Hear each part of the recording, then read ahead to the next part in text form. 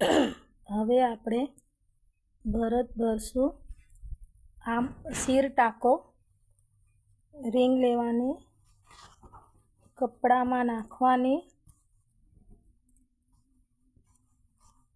અને એક બોલપેનથી એક ફ્લાવર ડ્રો કરવાનો. સોયમાં લાલ દોરો પરોવી નીચે ગાંઠ લગાવી ને આવી રીતે લેવાનું. દોરાને ડાબા હાથમાં પકડી રાખવાનો. બરાબર નીચેથી થોડાક અંતરે સોયમાંથી દોરો લેવાનો, ફરી ડાબા હાથમાં પકડી રાખવાનો અને લેવાનો. મોટો જોઈએ તો મોટા ટાંકા લેવાના, નાનું જોઈએ તો નાના ટાંકા લેવાના.